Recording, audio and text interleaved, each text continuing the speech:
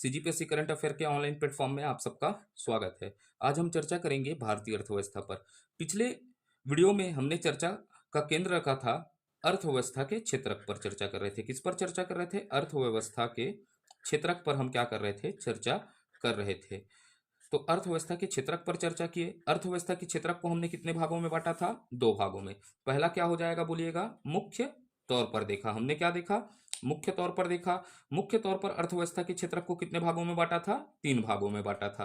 3 भागों में सबसे पहले हमने चर्चा किया कौन से क्षेत्र पर? प्राथमिक क्षेत्र पर चर्चा किया। किस क्षेत्र पर? बिल्कुल याद रखिएगा, प्राथमिक क्षेत्र पर हमने क्या किया है? कल विस्तृत चर्चा किया है। प्राथमिक क्षेत्र के बाद हम कहाँ गए? द्वितीयक क्षेत्र पर चर्चा किया। कौन से क्षेत्र पर किया? द्वितीयक क्षेत्र पर क्या किया? चर्चा किया।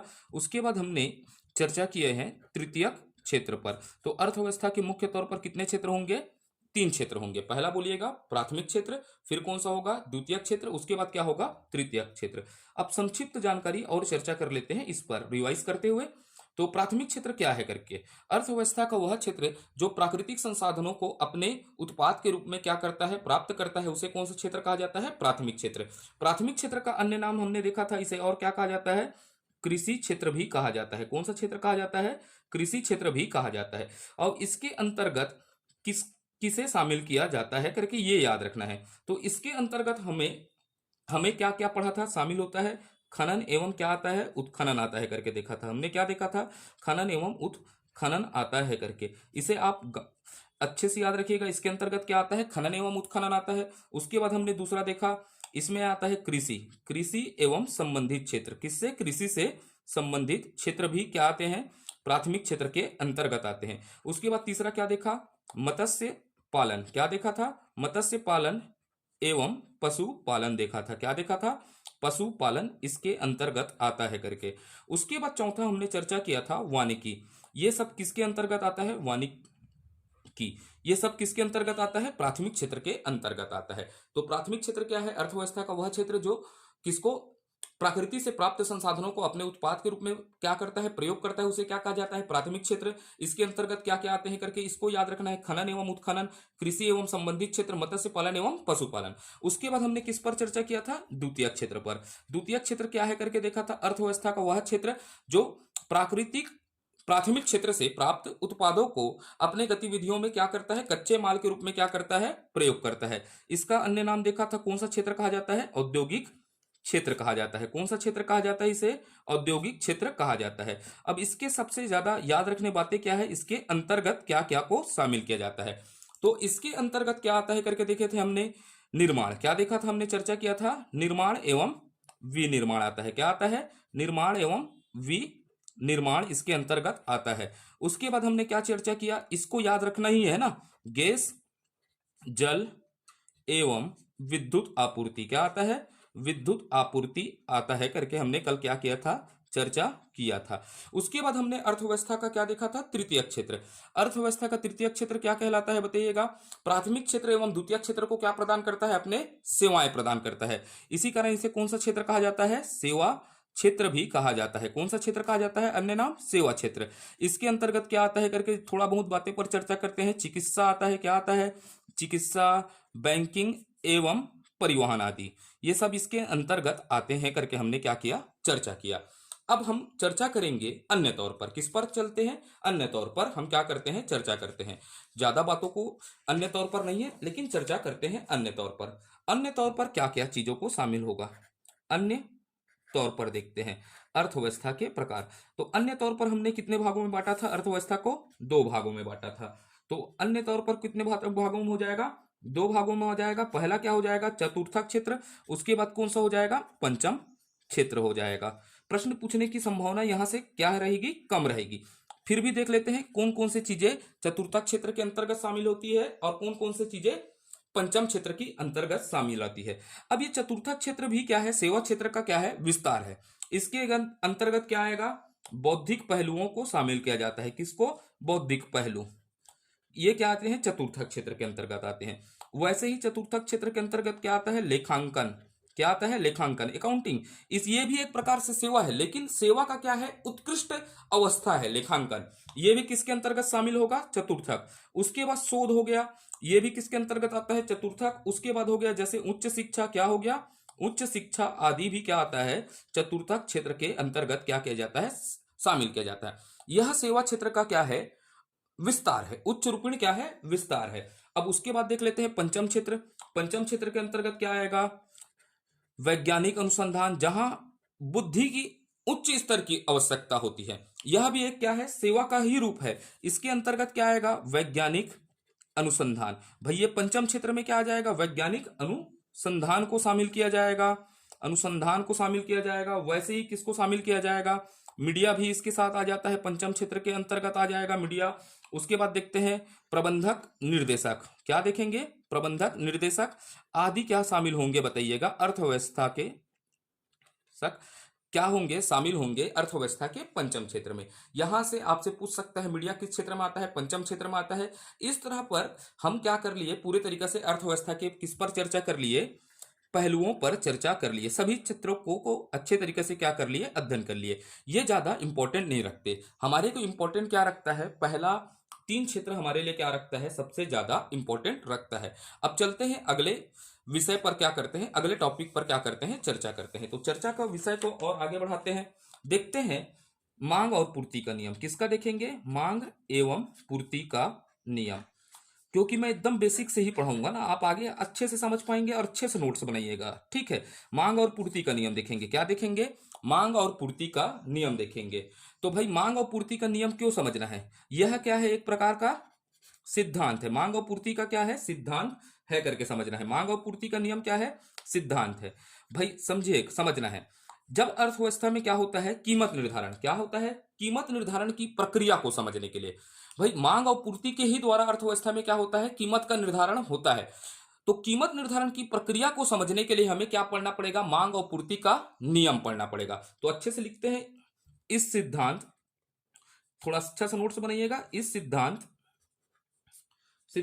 को अर्थव्यवस्था में, किसमें, अर्थव्यवस्था में वस्तु एवं सेवाओं के कीमत निर्धारण, किसको, कीमत निर्धारण प्रक्रिया, कीमत निर्धारण प्रक्रिया को समझने के लिए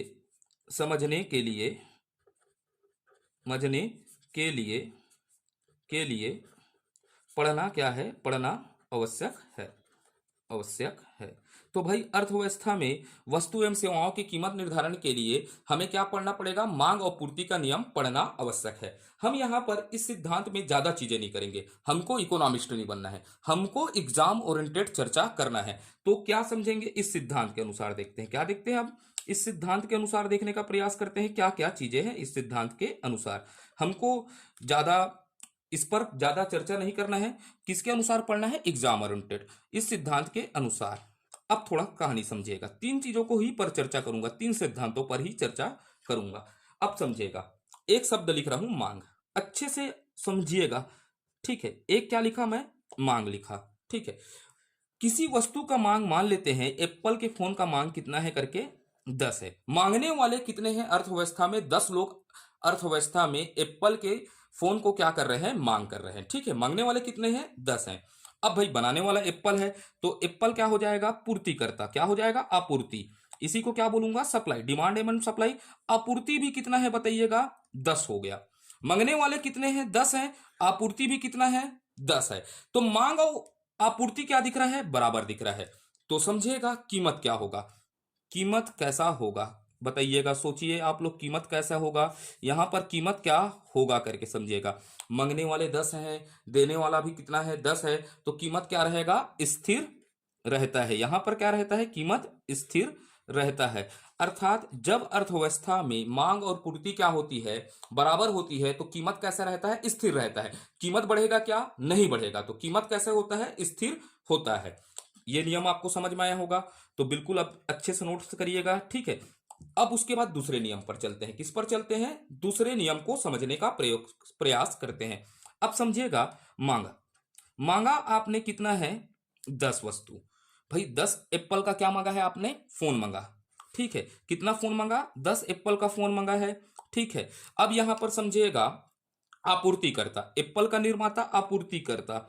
मंगने वाले कितने हो गए हैं? 10 लोग हो गए हैं। आपूर्तिकर्ता कितना है? एप्पल का निर्माता कितने फोन का आपूर्ति किया, अर्थात सप्लाई कितने फोन का किया? 5 फोन का। कितने फोन का किया आपूर्ति? 5 फोन का किया। अब यहां पर देखिएगा मांग आपको क्या दिख रहा है बताइएगा? ज्यादा दिख रहा है। ऊपर तीर का मतलब क्या होता है? मांग में क्या है? यहां पर वृद्धि है। इस अवस्था में क्या दिख रहा है आपको? मांग में वृद्धि दिख रहा है। और आपूर्ति में क्या दिख रहा है? ऐसा तीर का उल्टा का मतलब क्या दिख रहा है? कमी दिख रहा है। अर्थात मंगने वाले क्या है? ज्यादा है और देने वाला क्या है? कम है। तो समझिएगा, जब भी अर्थव्यवस्था में मंगने वाले क्या है? ज्यादा है और देने वाले क्या है? कम है, तो भाई समझिएगा दुकानदार इस स्थिति का क्या उठाएगा? फायदा उठाएगा। और कीमत क्या होगा? कीमतों में क्या हो जाएगा? वृद्धि होगा। कीमतों में क्या हो जाता है? वृद्धि होता है। और कीमतों की वृद्धि को ही क्या कहते हैं? महंगाई कहते हैं। सखी सैया तो खूब ही कमाथे, महंगाई डायन खाए जाते। ये यहां से क्या हो जाता है? महंगाई। और महंगाई को ही क्या कहा जाता है? मुद्रा स्फीति कहा जाता है। बिल्कुल, ये क्या कहलाता है? यह अवस्था क्या कहलाएगा? मुद्रा स्फीति अर्थात इन्फ्लेशन कहलाएगा। तो क्यों समझना जरूरी है करके आप समझेगा। जब मैं मुद्रा स्फीति पढ़ाऊंगा तो मांग और पूर्ति के नियमों पर आपसे चर्चा नहीं करूंगा। जिस समय आप देखेंगे मुद्रा स्फीति के पहलुओं को मैं पूरा खोल कर बताऊंगा। लगभग मेरे को 3 वीडियो लगे, 4 वीडियो लगे, आपको मैं समझा कर रहूंगा। क्योंकि इकोनॉमिक बहुत आसान है क्योंकि समझिएगा भाई, मांग 10 ठोक है, देने वाले 5 ठोक है। आप ही दुकानदार समझिए ना, मंगने वाले क्या हो जाएंगे? आपके पास ज्यादा आ जाएंगे और आपके पास सामान नहीं है, तो आप ही क्या करोगे? कीमत में वृद्धि करोगे। तो आदमी क्या बोलेगा? सखी सैया तो खूब ही कमात है, महंगाई डायन कहे जाते हैं। और अर्थशास्त्री बोल देगा निपोरवा अर्थव्यवस्था में क्या आ गया? इन्फ्लेशन आ चुका है। तो कीमत निर्धारण में मांग और पूर्ति रोल निभा रहा है या नहीं निभा रहा है? तो क्यों पढ़ना समझ रहे हैं? आवश्यक है। कीमत निर्धारण के लिए मांग और पूर्ति का समझना आवश्यक है। तो दूसरा नियम आपको समझ में आया होगा। अब चलते हैं तीसरा नियम पर। तीसरे चर्चा करते हैं सिद्धांत पर। अब मैं थोड़ा समझाता हूं, फिर समझेगा। मंगा, मंगा कितना है समझेगा? कितने मंगने वाले हैं? इस बार भी 10 लोग ने मांग किया। किसका? फोन का क्या किया? मांग 10 लोगों ने किया। अब समझिएगा, आपूर्तिकर्ता एप्पल वाला कंपनी वाला क्या करेगा? इसका आपूर्ति करेगा। इस बार सोचा, उस बार मंगने वाले कितने थे? 10 थे, मेरे पास कितने थे? 5। तो भैया अब मैं मंगा लेता हूं, ज्यादा करके सोचेगा क्योंकि लेने वाले लोग तो हैं एप्पल का फोन। तो इस बार एप्पल ने क्या कर दिया? आपूर्ति को क्या कर दिया? बढ़ा दिया। कितना कर दिया बताइएगा? 20 आपूर्ति कर दिया। कितने फोन का आपूर्ति कर दिया? 20। तो यहां पर आपको क्या दिख रहा है बताइएगा? मांग में क्या दिख रहा है? कमी दिख रहा है ना।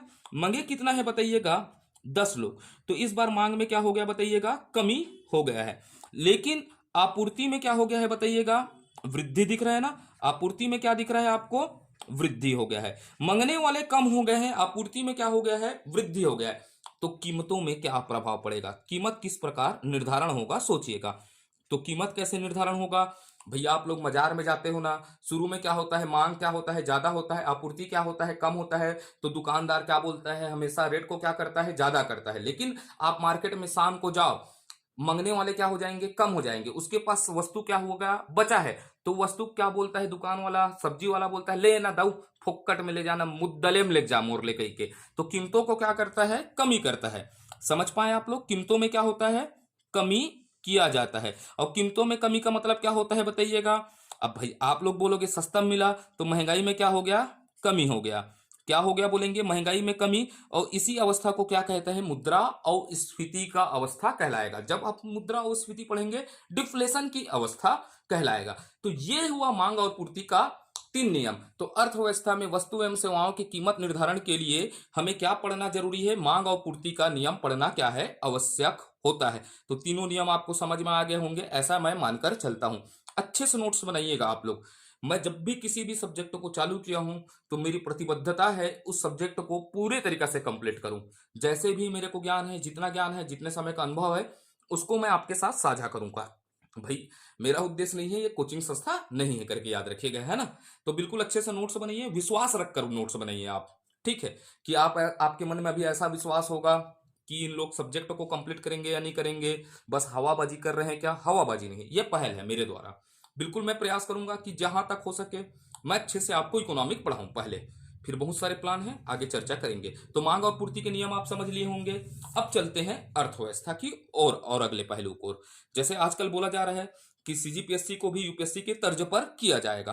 देखते हैं कितना यूपीएससी की तर्ज पर होता है, लेकिन हमारा तैयारी ऐसा रहेगा, आप मेरे ऊपर विश्वास करिएगा। ठीक है, ठीक है, हम एक अच्छे स्टैंडर्ड की तैयारी करेंगे। तो अब चलते हैं अर्थव्यवस्था की केंद्रीय समस्या की ओर। किसकी ओर? अर्थव्यवस्था की केंद्रीय समस्या। क्योंकि मैं डायरेक्ट वाला नहीं हूं, मैं फैक्चुअल नॉलेज वाला टीचर नहीं हूं, ये समझ जाइएगा। तो हम क्या पढ़ेंगे? अर्थव्यवस्था की केंद्रीय समस्या, समस्या पर चर्चा करेंगे। किस पर चर्चा करेंगे? अर्थव्यवस्था की केंद्रीय समस्या। जैसे ही अर्थव्यवस्था की केंद्रीय समस्या समझेंगे ना, तभी अर्थव्यवस्था के प्रकार को आप अच्छे से समझ पाएंगे। तो अर्थव्यवस्था की केंद्रीय समस्या, तीन केंद्रीय समस्या है। कितनी समस्या है करके याद रखिएगा। अर्थव्यवस्था में केंद्रीय समस्या कितनी आती है? तीन केंद्रीय समस्या आती है। अब इसको समझना है, तीन केंद्रीय समस्या आती है। तो अर्थव्यवस्था के अंतर्गत किस क्रियाओं का अध्ययन किया जाता है करके बोला था मैं? आर्थिक क्रिया का अध्ययन किया जाता है। जो अच्छे से वीडियो को देखे होंगे तो बिल्कुल समझ पाए होंगे। कौन सा क्रिया? आर्थिक क्रिया। अर्थात ऐसा क्रिया जिसका उद्देश्य क्या होता है? धन अर्जन करना होता है, उसे कौन सा क्रिया कहा जाता है? आर्थिक क्रिया। तो अर्थव्यवस्था के अंतर्गत किस क्रिया का अध्ययन किया जाता है? आर्थिक क्रिया। आर्थिक क्रिया में सबसे महत्वपूर्ण आर्थिक क्रिया क्या होता है बताइएगा? उत्पादन। क्या होता है? उत्पादन होता है। तो अर्थव्यवस्था के अंतर्गत सबसे महत्वपूर्ण आर्थिक क्रिया क्या है बोलिएगा? उत्पादन है। अब उत्पादन है तो भाई उत्पादन करता भी कितने व्यक्ति होंगे? दो व्यक्ति होंगे, इतना पहले समझिएगा। तो अर्थव्यवस्था की केंद्रीय समस्या पढ़ेंगे और अर्थव्यवस्था की केंद्रीय समस्या से ही निकलेगा अर्थव्यवस्था का क्या प्रकार। तो सबसे पहले क्या देखेंगे? आर्थिक क्रिया पर अध्ययन करेंगे। आर्थिक क्रिया क्या है? होता है ऐसा क्रिया जो किसके उद्देश्य से किया जाता है? धन अर्जन के उद्देश्य से किया जाता है, उसे कौन सा क्रिया कहा जाता है? आर्थिक क्रिया। सबसे महत्वपूर्ण आर्थिक क्रिया क्या है? उत्पादन। उत्पादन करता कितने लोग होंगे? दो व्यक्ति होते हैं अर्थव्यवस्था में। एक कौन सा होता है? निजी क्षेत्र होता है। और एक कौन करता है उत्पादन? सरकार भी करता है, सरकार भी करता है। तो समस्या किस पर पैदा होगा? अर्थव्यवस्था के अंतर्गत हम किस क्रियाओं का अध्ययन करते हैं? उत्पादन पर। तो अर्थव्यवस्था की पूरी केंद्रीय समस्या किस पर आएगी? उत्पादन पर क्या पैदा होगा? समस्या पैदा होगा। तो समझिएगा, निजी क्षेत्र और कौन होगा? सरकार होगा। कौन हो जाएगा? निजी क्षेत्र एवं सरकार। निजी क्षेत्र के अंतर्गत हम रख लेते हैं, मान लेते हैं उदाहरण के लिए रामदेव बाबा जी। किसको मान लेते हैं? रामदेव बाबा। वैसी सरकार में एक सरकार मानते हैं, राज्य सरकार में रमन सिंह जी को मान लेते हैं। मेरा उद्देश्य किसी की भावनाओं को ठेस पहुंचाना नहीं है व्यक्तिगत तौर पर। अब भाई ये सब चीज क्या है? उत्पादन करता है, एक निजी क्षेत्र करेगा, एक रमन सिंह करेगा। तो उत्पादन में इनके समय समक्ष क्या आएंगी? समस्या आएंगी। यही क्या कहलाएंगी? अर्थव्यवस्था की केंद्रीय समस्या। तो चर्चा करते हैं अर्थव्यवस्था की पहली समस्या की ओर चलते हैं। पहला समस्या क्या होगा? क्या उत्पादन करना है? सबसे पहले आएगा या नहीं आएगा? आप भी बिजनेसमैन हैं तो सबसे पहले आपके पास समस्या क्या आएगा? क्या उत्पादन करना है करके आएगा या नहीं आएगा? तो बिल्कुल ही आएगा। अर्थव्यवस्था के सामने पहला समस्या क्या आएगा? क्या उत्पादन करना है।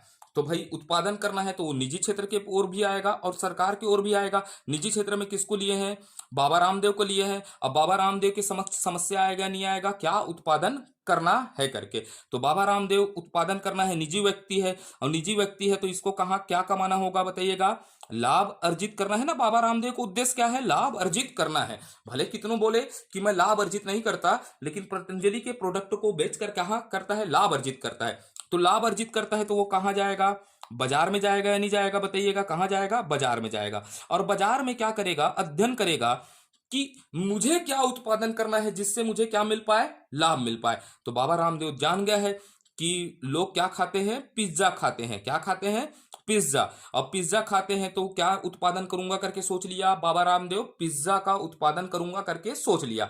तो भाई पहला समस्या आया। समस्या का समाधान बाबा रामदेव कहां जाकर किया? बाजार में। बाजार से क्या खाऊंगा? बोला पिज्जा। वैसे ही सरकार के पास भी आएगा केंद्रीय समस्या। तो सरकार सोचेगा, सरकार का उद्देश्य रमन सिंह क्यों किस नाम से प्रसिद्ध है? लोक कल्याण। किस लिए प्रसिद्ध था? लोक कल्याण। और लोक कल्याण में किस नाम से जाना जाता था? चौवर वाले बाबा। अर्थात ये सोचा कि मैं अपने छत्तीसगढ़ के जनताओं को क्या करूंगा? लोक कल्याण करूंगा। तो ये किसका उत्पादन करूंगा? चावल का। और चावल के उत्पादन करने के लिए किसके लिए किया? लोक कल्याण के लिए। तो किससे पूछेगा कि भाई किसको चावल की जरूरत है, किसके पास क्या नहीं है अपनी आजीविका चलाने के लिए, अपना जीवन यापन करने के लिए पैसाओं और सुविधाओं का क्या है? अभाव है। तो प्रशासनिक तंत्र को लगाएगा। तो अर्थव्यवस्था की केंद्रीय समस्या का समाधान किसके द्वारा सरकार करेगा? प्रशासन के द्वारा। तो सबसे पहले क्या उत्पादन करना है? दोनों क्षेत्र में आएगा, निजी क्षेत्र और किसके पास आएगा? सरकार के पास। अब धीरे से समझिएगा किस प्रकार अर्थव्यवस्था का प्रकार निकलेगा। अब क्या उत्पादन करना है? बाबा रामदेव क्या सोच लिया? पिज्जा। और ये क्या सोच लिया? चावल। अब फिर अगला समस्या क्या पैदा आएगा? तीन समस्या है। दूसरा आप अपने ऊपर लेकर देखिए ना यही बिजनेस को। तो उत्पादन कैसे करना है करके आएगा, क्या आएगा, उत्पादन कैसे करना है करके समस्या आएगा। भाई अब उत्पादन कैसे करना है आएगा नहीं आएगा। इन्होंने सोच तो लिया बाबा रामदेव पिज्जा को बनाऊंगा, ये किसको बनाऊंगा, चावल को। अब उत्पादन कैसे करना है सोचेगा बाबा रामदेव, पिज्जा को क्या बेलना पीढ़ा हम बनवा सकता है क्या, बेल ले वो बेल कही के पिज्जा कही के नहीं कर सकता ना। तो ये अनुसंधान करेगा, डोमिनोस लोग के पास गया, डोमिनोस लोग को देखा तो किससे बनाता है, मशीन से बनाता है, किससे, मशीनों के द्वारा क्या करता है, निर्माण। तो बाबा रामदेव कैसे उत्पादन करना है करके देखा, बाजार गया, बाजार में क्या देखा कि भाई इसको किसके द्वारा बनाया जाता है, मशीनों के द्वारा। तो समस्या का निदान कैसे करेगा, बाजार से करेगा। तो इसके पास भी समस्या आएगा या नहीं आएगा, कैसे उत्पादन किया जाए। वैसी सरकार के पास भी समस्या आएगा, भाई हमारे पास क्या है, 30 लाख परिवार क्या है, गरीब परिवार है, जिनको हमको क्या देना है, चावल देना है, कि लोड़ा हम तो पिसवा नहीं सकते। तो क्या सोचा, ये भी हम राइस मिलों के माध्यम से क्या करेंगे, चावल का उत्पादन करेंगे। तो कैसे उत्पादन करना है, ये समस्या आएगा नहीं आएगा अर्थव्यवस्था में। यहां से भी प्रश्न पूछा है साथियों, बिल्कुल याद रखिएगा, मैं हर बहुत समय से पढ़ा रहा हूं ना, तो कैसे प्रश्न पूछेंगे ये मेरी को प्रवृत्ति है। तो पूछ दिया निम्न में से अर्थव्यवस्था में की कौन सी समस्या केंद्रीय समस्या नहीं है, तो उस समय हम फंस जाएंगे। इसीलिए मैं हर एक चीजों को लेकर चल रहा हूं। तो दो समस्या आ गया, उत्पादन कैसे करना है, तो ये दोनों सोच लिए, किसके द्वारा करेंगे, मशीनों के माध्यम से। अब इसके बाद समस्या आएगा, किसके लिए उत्पादन किया जाए, क्या आएगा, किसके लिए उत्पादन किया जाए, किसके लिए उत्पादन करना है आएगा, आएगा या नहीं आएगा। तीसरा समस्या आएगा, किसके लिए उत्पादन करना है करके समस्या आएगा। तो बाबा रामदेव जानता है जो पैसा वाला है उसी के लिए क्या करना है, उत्पादन करना है। वो समझ चुका है, बाजार में पिज्जा खा रहे हैं, अब पिज्जा खा रहे हैं तो क्या बोलेगा, ये एडवर्टाइजमेंट करेगा, एलोवेरा गिलोय नीम से निर्मित पिज्जा खाइए और मोटापा घटाइए करके। तो उत्पादन किसके लिए करेगा, पैसा वालों के लिए करेगा। और सरकार कब करेगा भाई, लोगों का कल्याण करेगा, गांव के ग्रामीणों को क्या करेगा, कल्याण करेगा। इसीलिए क्या करेगा, सरकार उत्पादन करेगा। किसका उत्पादन करेगा बताइएगा, वस्तु एवं सेवाओं का उत्पादन करेगा। क्लियर है या नहीं है बोलिएगा। तो आगे चलते हैं, ये तीन समस्या आ गए। तो तीन समस्या में सबसे पहले आया क्या उत्पादन करना है, उत्पादन कैसे करना है, और किसके लिए उत्पादन करना है। अब ये समस्या है, तो इन उपरोक्त समस्या को, तीन समस्या है तो मैं क्या लिख दिया, उपरोक्त समस्या का, किसका लिख रहा हूं, उपरोक्त समस्या का निदान। निदान लिख देता हूं, क्या लिख देता हूं, निदान दो प्रकार से होगा। उपरोक्त समस्या का निदान कितने प्रकार से होगा, दो प्रकार से होगा करके याद रखना है। कितने प्रकार से होगा, दो प्रकार से होगा। उपरोक्त समस्या का निदान कितने प्रकार से होगा याद रखिएगा, दो प्रकार से होगा। तो चलते हैं आगे की ओर, कितने प्रकार से होगा करके देखेंगे, दो प्रकार से समस्याओं का क्या होगा, निदान होगा। तो पहला समस्या का निदान किस प्रकार होगा देखते हैं। एक होगा बाजार द्वारा, किसके द्वारा, बाजार द्वारा होगा। और दूसरा किसके द्वारा होगा, ये जो तीन समस्याएं हैं इसका निदान एक किसके द्वारा होगा, बाजार द्वारा होगा। और एक किसके द्वारा होगा, राज्य के माध्यम से होगा। किसके माध्यम से, राज्य के माध्यम से होगा। ये समस्याएं हैं, इसका निदान किसके द्वारा होगा, एक बाजार द्वारा होगा, एक किसके द्वारा होगा, राज्य के द्वारा होगा। तो चलते हैं आगे की ओर, बाजार के द्वारा देखते हैं। अब भाई देखिएगा, क्या उत्पादन करना है, कैसे उत्पादन करना है, किसके लिए उत्पादन करना है। तो बाजार में कौन गया, निजी व्यक्ति गया ना, कौन गया, निजी व्यक्ति गया अपने समस्याओं का समाधान करने के लिए। किस कौन गया, निजी के। तो क्या उत्पादन करना है, बाबा रामदेव ने क्या देखा, बाजार से पिज्जा उत्पादन करना है। कैसे उत्पादन करना है देखा, मशीन से। किसके लिए उत्पादन करना है, जिनके लिए, जिनके पास क्या है, पैसा है। तो बाजार द्वारा अपने समस्याओं का निदान किसके द्वारा किया जाएगा, निजी क्षेत्र द्वारा। क्लियर है। वैसे ही सरकार देखा, क्या देखा, सरकार, सरकार का उद्देश्य क्या था, लोक कल्याण था।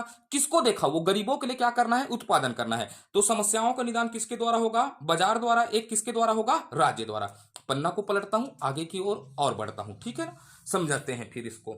एक किसके द्वारा होगा करके देख लेते हैं, बाजार द्वारा, किसके द्वारा, बाजार द्वारा। और एक किसके द्वारा होगा बताइएगा, राज्य द्वारा। किसके द्वारा, राज्य के द्वारा होगा। तो बाजार के द्वारा। तो भाई बाजार में कोई भी वस्तु जाएगा, निजी क्षेत्र जाएगा, कौन जाएगा, निजी क्षेत्र। तो क्या बोल सकते हैं, अर्थव्यवस्था में, ये बोल सकते हैं, नहीं बोल सकते हैं, अर्थव्यवस्था में, किसमें, अर्थव्यवस्था में बाजार वह शक्ति है। क्या बोल सकते हैं, बाजार वह शक्ति है, लिखेगा। अर्थव्यवस्था में बाजार वह शक्ति है जो अर्थव्यवस्था के, किसके, अर्थव्यवस्था के केंद्रीय समस्या का निदान, केंद्रीय समस्या का निदान, समस्या का निदान, निदान लाभ के उद्देश्य से करता है। किस उद्देश्य से करता है? लाभ के उद्देश्य से करता है। बाबा रामदेव का उद्देश्य क्या था बताइएगा साथियों? लाभ के उद्देश्य से करता है। किस उद्देश्य से करता है? लाभ के उद्देश्य से करता है। ये होता है अर्थव्यवस्था की केंद्रीय समस्या का निदान बाजार के द्वारा। वो कभी भी किस समस्या का निदान क्या करेगा? लाभ के उद्देश्य से करेगा। और एक याद रखिएगा, बाजार, बाजार कैसी शक्ति है करके याद रखिएगा, अदृश्य शक्ति है। कैसी शक्ति है?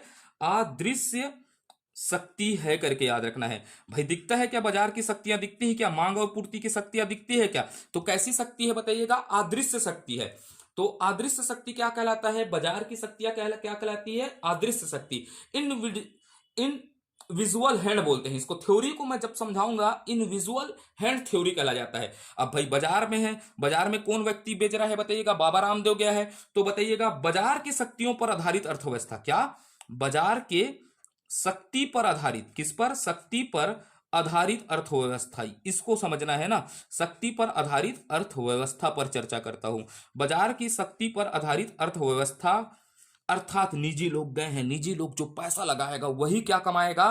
पैसा कमाएगा। बाबा रामदेव पैसा लगाएगा तो पैसा कमाएगा, टाटा पैसा लगाएगा तो क्या कमाएगा? टाटा कहलाएगा। वही समझेगा। बाजार पर आधारित अर्थव्यवस्था को कौन सा अर्थव्यवस्था कहा जाता है? पूंजीवादी अर्थव्यवस्था कहा जाता है। तो डायरेक्ट प्रश्न पूछता है साथियों, बाजार नियंत्रित अर्थव्यवस्था को कौन सा अर्थव्यवस्था कहा जाता है? पूंजीवादी अर्थव्यवस्था कहा जाता है। बिल्कुल रटना नहीं, समझने की जरूरत है। कहीं से भी क्वेश्चन बने गर्दा उड़ा देंगे हम लोग। तो बाजार नियंत्रित अर्थव्यवस्था को कौन सा अर्थव्यवस्था कहा जाता है? पूंजीवादी अर्थव्यवस्था कहा जाता है। तो क्यों कहा जाता है करके समझे। लाभ कमाना उद्देश्य है, इसीलिए इसे कौन सा अर्थव्यवस्था कहा जाता है? पूंजीवादी अर्थव्यवस्था। अब पूंजीवादी अर्थव्यवस्था कैसा है बताइएगा? उसका उद्देश्य क्या होगा? लाभ कमाना होगा। बाजार शक्ति द्वारा आधारित अर्थव्यवस्था को कौन सा अर्थव्यवस्था कहा जाएगा? पूंजीवादी अर्थव्यवस्था कहा जाएगा। बाजार कैसी शक्ति है? अदृश्य शक्ति। अर्थात अदृश्य शक्ति का मतलब क्या होता है? मांग एवं पूर्ति। तो बाजार में वस्तुओं का कीमत का निर्धारण, पूंजीवादी अर्थव्यवस्था में कीमत का निर्धारण किसके द्वारा होगा? मांग और पूर्ति। आगे समझेंगे, बहुत आसान है। तो बाजार द्वारा नियंत्रित अर्थव्यवस्था को कौन सा अर्थव्यवस्था कहा जाता है? पूंजीवादी अर्थव्यवस्था कहा जाता है। तो यहां तक की बातें आपको क्लियर थी। ये बातें को हमने चर्चा कर लिया, इसको थोड़ा लास्ट में चर्चा करूंगा ना। तो राज्य द्वारा, अब समझते हैं राज्य द्वारा अर्थव्यवस्था की केंद्रीय समस्या का निदान होता है। तो ऐसी अर्थव्यवस्था लिख सकता हूं या नहीं लिख सकता हूं बताइएगा? ऐसी अर्थव्यवस्था लिखता हूं। क्या लिख दिया? ऐसी अर्थव्यवस्था जो जो अर्थव्यवस्था की केंद्रीय समस्या, किसकी बात करूंगा? केंद्रीय समस्या। अच्छे से लिखिएगा। केंद्रीय समस्या का निदान क्या होगा? निदान किसके? लोक कल्याण के उद्देश्य से। किस उद्देश्य से? लोक कल्याण। और लोक कल्याण कौन कर रहा है भैया? सरकार कर रहा है ना। लोक कल्याण के उद्देश्य से करती है। उद्देश्य से किया जाता है। राज्य द्वारा केंद्रीय समस्या का राज्य के माध्यम से लिख देता हूं। किसके माध्यम से? राज्य के माध्यम से। जब केंद्रीय समस्या का निदान होता है तो ऐसी अर्थव्यवस्था, जो अर्थव्यवस्था की केंद्रीय समस्या का निदान लोक कल्याण के उद्देश्य से करती है। क्या करती है? लोक कल्याण के उद्देश्य से करती है, उसे राज्य अर्थव्यवस्था कहा जाता है। कौन सा अर्थव्यवस्था? राज्य अर्थव्यवस्था अर्थात सरकार द्वारा नियंत्रित अर्थव्यवस्था कहा जाता है। और इसी अर्थव्यवस्था को ही क्या कहेंगे? समाजवादी अर्थव्यवस्था कहा जाता है। क्योंकि सरकार का उद्देश्य क्या होता है? समाज का कल्याण। तो एक अर्थव्यवस्था क्या उद्भव हुआ? समाजवादी अर्थव्यवस्था उद्भव हुआ। तो अर्थव्यवस्था के केंद्रीय समस्या के निदान से कितने अर्थव्यवस्था का उद्भव हो गया बताइएगा दोस्तों? दो अर्थव्यवस्था का उद्भव हो गया। एक पूंजीवादी अर्थव्यवस्था निकल कर आया, एक क्या निकल कर आया? समाजवादी। जब पूंजीवाद और समाजवाद के लक्षणों को क्या कर दिया जाएगा? मिला दिया जाएगा, तो एक अर्थव्यवस्था निकलेगी मिश्रित अर्थव्यवस्था। कौन सी अर्थव्यवस्था निकलेगी? मिश्रित अर्थव्यवस्था का क्या होगा? उद्भव होगा। बिल्कुल याद रखिएगा, कौन से अर्थव्यवस्था का उद्भव होगा? मिश्रित अर्थव्यवस्था का क्या हो जाएगा? उद्भव हो जाएगा। ये बात आपको क्लियर हुआ। तो अर्थव्यवस्था के कितने प्रकार निकल गए बताइएगा केंद्रीय समस्या के समाधान से? पहला हो गया पूंजीवादी अर्थव्यवस्था निकला। दूसरा कौन सा हो गया? समाजवादी। दोनों के गुणों को मिलाए तो कौन सा हो गया? मिश्रित अर्थव्यवस्था हो गया। तो चर्चा को फिर से बढ़ाते हैं आगे को, इसी को समझाता हूं ना। अर्थव्यवस्था की केंद्रीय समस्या पहले क्या आया, क्या उत्पादन करना है, कैसे उत्पादन करना, उत्पादन कैसे करना है, किसके लिए। तो क्यों आया बताइएगा, दो क्षेत्र थे उत्पादन के, पहले क्या था, निजी क्षेत्र था, एक सरकार। तो भाई निजी क्षेत्र के पास भी क्या उत्पादन करना है करके समस्या आएगा, नहीं आएगा। फिर क्या आएगा, कैसे उत्पादन करना है करके समस्या आया, तो उस किसके माध्यम से करूंगा, बोला निजी क्षेत्र, मशीन के माध्यम से। कहाँ गया, बाजार पर। किसके लिए उत्पादन करना है, तो बाजार में देखा बाबा रामदेव कि जिनके पास पैसा है वही क्या खाते हैं, पिज्जा। तो मैं पैसा वाले के लिए क्या बनाऊंगा, पिज्जा। तो ऐसी सरकार भी गया। सरकार किसको पूछा होगा, प्रशासन को पूछा। प्रशासन को पूछा क्या उत्पादन करना है, तो सरकार बताया लोग गरीब है, लोग गरीब है तो उनके लिए क्या करना है, चावल उत्पादन करना है। तो बिल्कुल सरकार ने क्या उत्पादन किया, चावल उत्पादन किया। किसके लिए उत्पादन कैसे करना है, बोला चावल को तो लोड़ा हम पीस नहीं सकते, बोले तो अपने किसके माध्यम से करेंगे, मशीन के माध्यम से। और किसके लिए उत्पादन करना है, बोला तो हमारे राज्य में 30 लाख से अधिक गरीब परिवार है, एक अनुमान के लिए बोल रहा हूं, 30 लाख से अधिक गरीब परिवार है जिनको हमको क्या देना है, चावल देना है। तो ये तीन समस्याएं। अब तीन समस्याओं का निदान होगा, जब भी अर्थव्यवस्था में तीनों समस्या होगा तो इन समस्याओं का निदान एक किसके द्वारा होगा, बाजार के द्वारा, एक किसके द्वारा होगा, राज्य के द्वारा। अब बाजार के द्वारा कौन जाएंगे बताइएगा, बाजार के द्वारा, बाजार की तरफ कौन गए, निजी व्यक्ति। और राज्य के माध्यम से कौन करेगा, सरकार। जब भी बाजार के द्वारा समस्या का निदान होगा, भाई बाजार में कौन जाता है, पैसा कमाने के उद्देश्य से जाते हैं। तो पैसा कमाने के उद्देश्य का अर्थात क्या होगा, इसका उद्देश्य क्या होगा, लाभ अर्जन। जब भी बाजार के द्वारा अर्थव्यवस्था की केंद्रीय समस्या का निदान किया जाएगा तो उसका उद्देश्य क्या होगा, लाभ अर्जन करना होगा। तो लाभ अर्जन करना है तो लाभ कौन पाता है, जो पैसा लगाता है, और पैसा लगाता है वही क्या कहलाता है, पूंजीपति कहलाता है, अर्थात क्या कहलाता है, कैपिटलिस्ट कहलाता है। तो ऐसी अर्थव्यवस्था से कौन सी अर्थव्यवस्था का उद्भव होगा, पूंजीवादी अर्थव्यवस्था का होगा। तो बाजार द्वारा जब भी केंद्रीय समस्या का निदान किया जाएगा तो पूंजीवादी अर्थव्यवस्था होगा। तो बाजार नियंत्रित अर्थव्यवस्था को कौन सा अर्थव्यवस्था कहा जाता है साथियों, पूंजीवादी अर्थव्यवस्था कहा जाता है। वैसी राज्य नियंत्रित अर्थव्यवस्था क्या होगा, सरकार द्वारा जब लोक कल्याण के उद्देश्य से क्या किया जाएगा, किस कल्याण के उद्देश्य से, लोक कल्याण के उद्देश्य से जब अर्थव्यवस्था की केंद्रीय समस्या का निदान किया जाएगा तो कौन सा अर्थव्यवस्था निकल कर आएगा, राज्य अर्थव्यवस्था निकल कर आएगा। और इसी राज्य अर्थव्यवस्था को ही क्या कहा जाता है बताइएगा, समाजवादी अर्थव्यवस्था कहा जाता है। जब दोनों के गुण को मिला दिया जाता है तो हमारे पास कौन सा अर्थव्यवस्था का उद्भव होता है, मिश्रित अर्थव्यवस्था का उद्भव होता है। तो इस प्रकार अर्थव्यवस्था का क्या होता है, उद्भव होता है। अब चलते हैं अगले पहलू के ओर, किस पहलू को ओर चलते हैं, अगले पहलू को ओर क्या करना चालू करते हैं। अब देखते हैं अर्थव्यवस्था के प्रकार पर क्या करते हैं, प्रवेश करते हैं, किसके, अर्थव्यवस्था के प्रकार पर। ठीक है, वीडियो ज्यादा लंबा होगा तो ज्यादा लंबा नहीं बनाएंगे ना, धीरे धीरे बनाएंगे। अब देखते हैं, थोड़ा सा ब्रीफिंग कर लेते हैं ना। राज्य किसकी, राज्य एवं सरकार, किसके, राज्य एवं सरकार की भूमिका, किसके आधार पर, भूमिका, भूमिका, राज्य एवं सरकार की भूमिका के आधार पर, आधार पर अर्थव्यवस्था के प्रकार देखते हैं। क्या देखते हैं, अर्थव्यवस्था के प्रकार। बिल्कुल साथियों अच्छे से नोट्स बनाइएगा, ठीक है। इसको मैं पूरा कंप्लीट कराऊंगा ना, जो भी सब्जेक्ट हमारे द्वारा चालू किया जाएगा वो बिल्कुल कंप्लीट करवा जाएगा और बिल्कुल निःशुल्क। और कभी भी आप कोचिंग संस्थाओं के नोट्स को मिलाकर देखिएगा, उससे अव्वल आपके पास नोट्स रहेगा। इसके एमसीक्यू भी करवाऊंगा, भाई अभी संसाधन कमी है, एमसीक्यू को मैं पन्ने में लिखूंगा और उस लेवल का एमसीक्यू कराऊंगा जो बोलते हैं ना, सीजीपीएससी वर्तमान में यूपीएससी के तर्ज पर हो रहा है और सब अपने क्लासे को क्या कहते हैं, यूपीएससी के तर्ज पर करने की बात कर रहे हैं। तो आप कभी भी हमारा सब्जेक्ट कंप्लीट हो जाएगा तो बड़े बड़े कोचिंग संस्था के नोट्स से मिलाइएगा, हम कहीं ना कहीं आगे रहेंगे ही करके, क्योंकि बहुत समय इस फील्ड में रहा हूँ, तैयारी भी उसी लेवल का किया था मैं अपने समय। भले असफल हूँ, बात अलग है, वो कहानी कभी बताएंगे अपनी असफलता का, जब समय आ जाएगा, जब हम अच्छा कर पाए, इस पहल को आगे बढ़ा पाऊंगा तो बिल्कुल जीवन में क्या करना है और क्या नहीं करना है बताऊंगा, ठीक है। कभी कभी दुख होता है इस तंत्र को देखकर, चौथे दिन बेस देखता हूँ। मैं भी पढ़ाया हूँ, ऐसा नहीं बोलूंगा कि मैं बुराई करता हूँ, बुराई करना 2.5 साल में पढ़ाना छोड़ दिया था, फिर आया तो फिर वही दुख महसूस हुआ, फिर वापिस back to pavilion in home, ठीक है। नहीं होता, झूठ बोलना नहीं हो पाता। 30 क्लास 20 क्लास में, 15 से 20 क्लास में इकोनॉमिक खत्म नहीं हो जाती, जियोग्राफी 15 से 20 क्लास में खत्म नहीं होती। देखे हैं बहुत सारी चीजें। चलते हैं आगे की ओर।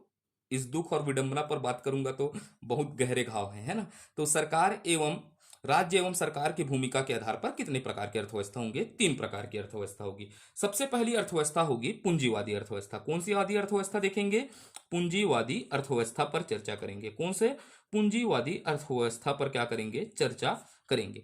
फिर एक अर्थव्यवस्था क्या देखे हमने निकाला? समाजवादी अर्थव्यवस्था। कौन सा अर्थव्यवस्था? समाजवादी अर्थव्यवस्था आया। कौन सा आया? समाजवादी। बिल्कुल अच्छा से नोट्स बनाइएगा ना। समाजवादी अर्थव्यवस्था। डेप्थ तो हो जाएगा, वीडियो देखिएगा, ज्यादा डेप्थ हो रहा है तो बिल्कुल कमेंट करके बताइएगा, शॉर्ट में भी पढ़ सकते हैं ना। लेकिन मैं ये बोलता हूं कि एक ही बार तैयार करें। आप बिल्कुल बताइएगा, ज्यादा कठिन लग रहा है, ज्यादा जटिल लग रहा है, एकदम ज्यादा यूपीएससी टाइप से लगेगा ना, तो रोक दीजिएगा। ठीक है, बता दीजिएगा किस तरह पढ़ना है, डेप्थ में पढ़ना है या शॉर्टकट पढ़ना है, बिल्कुल आप कमेंट करिएगा। मेरे को सब तरीका आता है, मेरे को 10 दिन में भी खत्म करने आता है और 30 क्लास से ज्यादा में आता है खत्म करने का।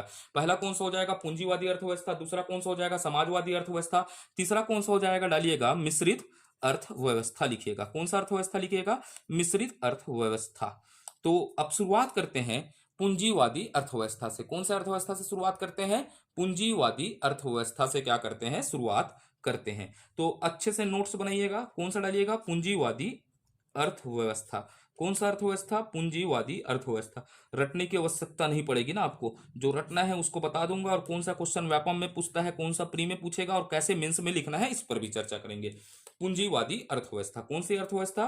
पूंजीवादी अर्थव्यवस्था पर चर्चा करते हैं। तो सबसे पहले कभी भी पढ़ना है तो हम इसके सबसे पहले कीवर्ड पढ़ते हैं, जिसको याद रखना बहुत जरूरी है। तो सबसे पहले देखेंगे प्रेरणादाता। क्या देखेंगे? प्रेरणादाता पर चर्चा करेंगे। प्रेरणादाता कौन है करके पूछेगा पूंजीवादी अर्थव्यवस्था का, तो एडम स्मिथ महोदय थे। कौन थे? एडम स्मिथ महोदय इस अर्थव्यवस्था के प्रेरणादाता थे। अर्थात इन्होंने प्रेरणा दिया कि हम पूंजीवादी अर्थव्यवस्था को क्या देंगे? बढ़ावा देंगे। अब यहां से उत्पत्ति पूछा। क्या पूछेगा? उत्पत्ति पूछा। उत्पत्ति अर्थात ओरिजन, पूंजीवादी अर्थव्यवस्था का ओरिजन कहां से हुआ करके पूछेगा, तो आपको याद रखना है वेल्थ ऑफ नेशन नामक किताब से क्या हुआ? इसकी उत्पत्ति हुई इस अर्थव्यवस्था का, जहां पर वर्णन किया गया था पूंजीवादी अर्थव्यवस्था का। तो उत्पत्ति का स्रोत क्या है? वेल्थ ऑफ नेशन किताब है। क्या है? लिखिएगा, किताब है। वेल्थ ऑफ नेशन किताब से हुआ। अब भाई ये पूंजीवादी अर्थव्यवस्था का समय क्या था? किस समय उद्भव हुआ? जब किताब ही लिखा तभी तो होगा ना, 1776 में इसका क्या हुआ? उद्भव हुआ। अब ये लागू कहां कहां है ये याद रखना है। तो लागू सर्वप्रथम कहां? सर्वप्रथम याद रखिएगा, इसे अमेरिका ने लागू किया। किसने लागू किया? अमेरिका द्वारा क्या किया गया? लागू किया गया है। अमेरिका हो गया, ब्रिटेन हो गया, आदि देश है ना। कौन सा देश? आदि देशों द्वारा इसे क्या किया गया? लागू किया गया। तो सबसे पहले याद रखिएगा प्रेरणादाता कौन है? एडम स्मिथ है। दूसरा कौन है? उत्पत्ति कहां से होगा? वेल्थ ऑफ नेशन से। तीसरा क्या होगा? समय होगा। चौथा क्या होगा? लागू। लागू सबसे पहले क्या किया? अमेरिका, ब्रिटेन और G7 देश लोग इसको क्या किए हैं? लागू किए हैं। अब ये हो गया पूंजीवादी अर्थव्यवस्था के थोड़े बातें। अब समझते हैं पूंजीवादी अर्थव्यवस्था क्या है। फिर कल इस पर थोड़ा चर्चा कर लेता हूं, फिर अगले वीडियो में चर्चा करेंगे। अच्छे से नोट्स बनाइएगा। पूंजीवादी अर्थव्यवस्था क्या है? पूंजीवादी अर्थव्यवस्था क्या है करके देखते हैं क्या है।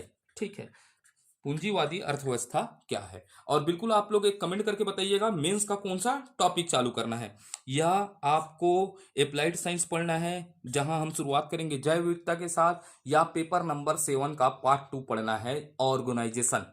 क्योंकि ये दोनों सब्जेक्ट मेरे प्रिय सब्जेक्ट है ना। प्रिय तो हर सब्जेक्ट है। आप धीरे धीरे देखना चालू करेंगे इस पहल में, जैसे जैसे समय मिलेगा, क्योंकि मेरे को वीडियो एडिट करना पड़ता है, सब चीज करना पड़ता है, थंबनेल बनाना पड़ता है। ठीक है, उसके बाद कुछ काम भी रहते हैं परिवार के, उसको भी करना रहता है, लेकिन करेंगे अच्छे से।